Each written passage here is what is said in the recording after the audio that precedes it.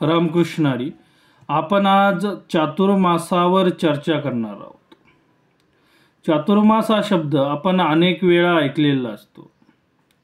अनेक कीर्तनकार, प्रवचनकार, कथाकार हे चातुर्मासासंबंधी आपल्याला सांगत असतात.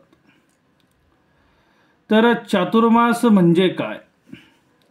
तर चातुर्मास हा शब्द चतुर्मास या शब्दावरून आला असावा.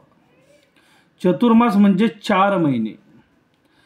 आषाढी एकादशीपासून ते कार्तिकी एकादशीपर्यंत हे जे 4 महिने असतात त्याला आपण वारकरी संप्रदायामध्ये चातुर्मास म्हणतो.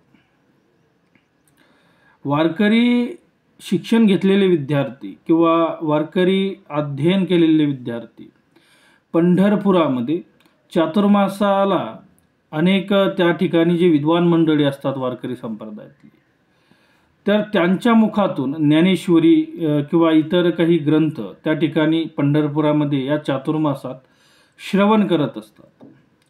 तर आषाढी एकादशी ते कार्तिकी एकादशी या 4 महिन्याच्या काळाला आपण चातुर्मास म्हणतो.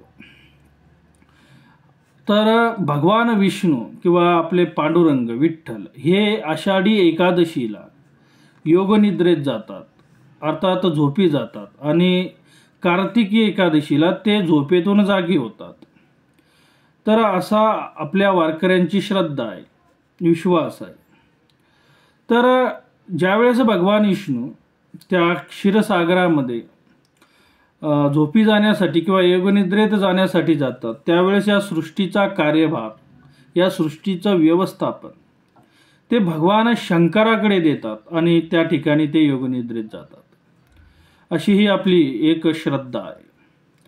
पण आपल्या वारकरी किंवा वैष्णव परंपरेमध्ये ज्या पद्धतीने चातुर्मास आहे, आपल्या हिंदू समाजामध्ये ज्या पद्धतीने चातुर्मासाला महत्त्व आहे, त्याच पद्धतीने जैन धर्मामध्ये आणि बौद्ध धर्मामध्ये सुद्धा चातुर्मासाला महत्त्व आहे. तर जैन धर्मामध्ये जो पर्युषण पर्व ते मानतात, त्यांचे काही पर्व आहे, त्यात पर्युषण पर्व हा त्यांचा खूप महत्त्वाचा उत्सव आहे. तर आषाढ शुद्ध चतुर्दशी ते कार्तिक शुद्ध चतुर्दशी किंवा आषाढ शुद्ध चतुर्दशी किंवा पौर्णिमापासून ते कार्तिक शुद्ध पौर्णिमेपर्यंत ते पर्युषण पर्व मानतात.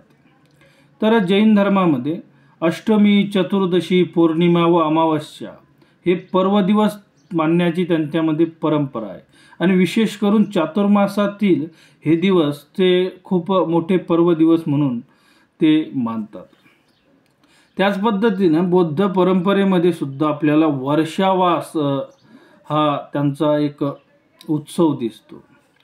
तर वर्षावास हा आषाढ पौर्णिमे ते अश्विन पौर्णिमेपर्यंत तो वर्षावास असतो. वर्षा म्हणजे पाऊस आणि वास म्हणजे निवास. वर्षावास म्हणजे पावसाळ्यातील निवास. या दिवशी जे आपले बौद्ध साधू संत असतात किंवा भिक्खू असतात, तर ते एका ठिकाणी राहून ज्ञान साधना करतात आणि एका ठिकाणी राहून तपश्चर्या करतात. त्याच पद्धतीने जैन साधूसुद्धा त्यांच्या या चातुर्मासामध्ये इतर ठिकाणी ते फारसे फिरत नाही आणि एकाच ठिकाणी राहून ते त्यांचं व्रत आचरण किंवा तपश्चर्या ते करत असतात. तर असा हा चातुर्मास आहे. तर चातुर्मास्य आषाढ शुद्ध एकादशीपासून तर कार्तिकी एकादशीपर्यंत, कार्तिक शुद्ध एकादशीपर्यंत आपण हा चातुर्मास पाळत असतो.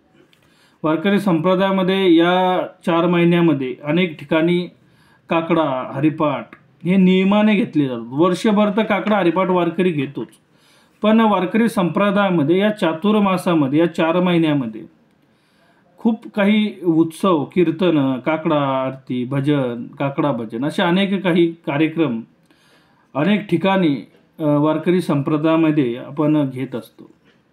अनेक ठिकाणी रोज सकाळी काकडा घेत घेत गावातून दिंडी काढल्या जाते. तर आमच्या गावातसुद्धा सिद्धाविनायक आश्रम अंचरवाडीपासून तर गावामध्ये रोज सकाळी 4 वाजता आश्रमातून त्या ठिकाणी दिंडी निघते आणि पूर्ण गावभर प्रदक्षिणा मारून ती परत आश्रमावर त्या ठिकाणी जाते आश्रमावर गेल्याच्या नंतर त्या ठिकाणी काकड आरतीची समाप्ती होऊन त्या ठिकाणी शेवटची आरती घेतली जाते. तर असे कार्यक्रम चातुर्मासामध्ये कोणी 4 महिने, कोणी 1 महिना, कोणी 15 दिवस करत असतं. आमचे गुरुजी आचार्य स्वामी श्री जनार्दनजी महाराज यांनी सुद्धा आमच्या आश्रमात 1 महिन्याचा किंवा 15 दिवसाचा हा कार्यक्रम त्यांनी चालू केला आहे. तर अशा प्रकारे वारकरी संप्रदायामध्ये असे सकाळी काकडा, संध्याकाळी हरिपाठ असे अनेक काही कार्यक्रम या चातुर्मासात केले जातात. चातुर्मासाच्या आरंभी येणाऱ्या एकादशीस आपण शयनी एकादशी म्हणतो आणि शेवटी येणाऱ्या एकादशीस आपण बोधनी वा प्रबोधिनी म्हणतो.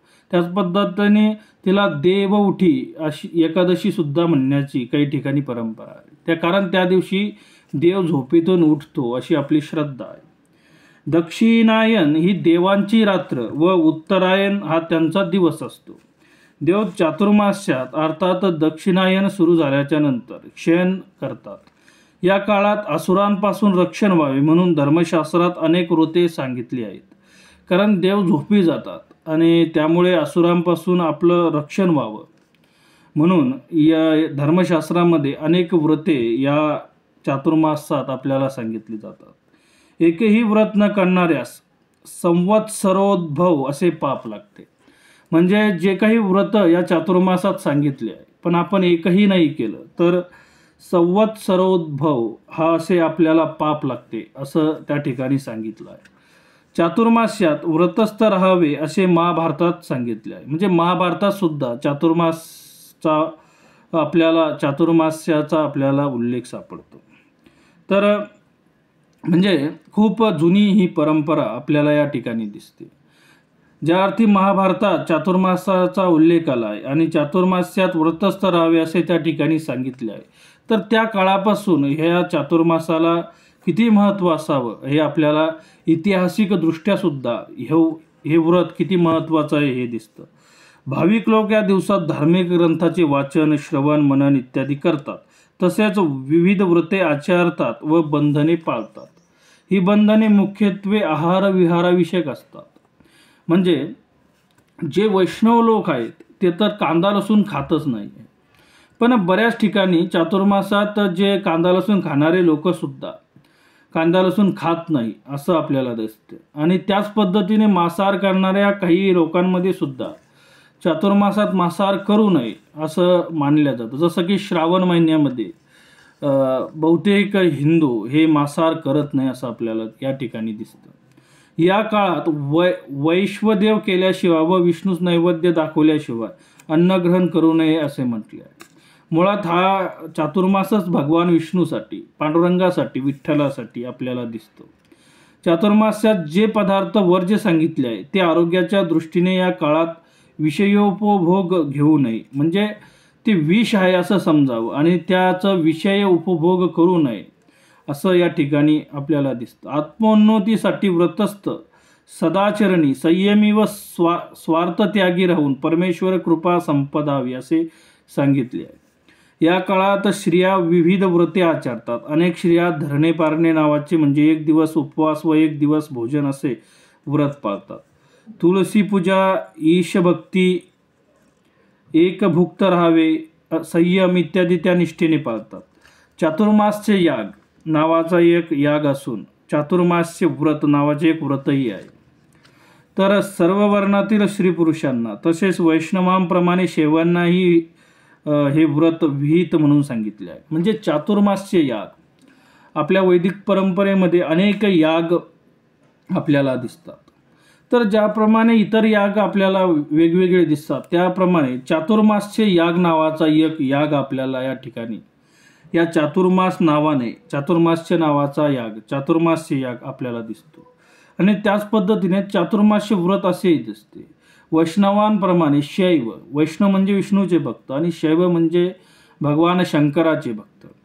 तर या दोघांनाही चातुर्मास्याचं व्रत पाळलं पाहिजे असं सांगितलं आहे. आणि त्याच पद्धतीने इथं जातीपातीचं सुद्धा बंधन नाही. कोणत्याही वर्णातील, कोणत्याही जातीतील व्यक्ती चातुर्मास्याचं व्रत पाळू शकतो. आपल्या वारकरी संप्रदायामध्ये यारे यारे सारे जन याती भलती नारी नर, सकळांशी हाय येथे अधिकार, असे अनेक काही प्रमाणे आपल्याला दिसतात की ज्या ठिकाणी आपल्याला वारकरी संप्रदायामध्ये आपण सर्व जाती धर्माला सोबत घेऊन त्या ठिकाणी चालतो. या ठिकाणी स्त्री पुरुष कोणत्याही जातीपातीचा भेद दिसत नाही. तर अशा ह्या चातुर्मास्यात सुद्धा, या चातुर्मासाच्या व्रतात सुद्धा असं कोणत्याही जातीपातीचं बंधन या ठिकाणी आपल्याला दिसत नाही. तर अशा प्रकारे या चातुर्मासाच्या विषयी आपण आज माहिती बघितली. येणाऱ्या भागांमध्ये आपण एक नवीन विषय घेऊन परत भेटू. रामकृष्ण हरी.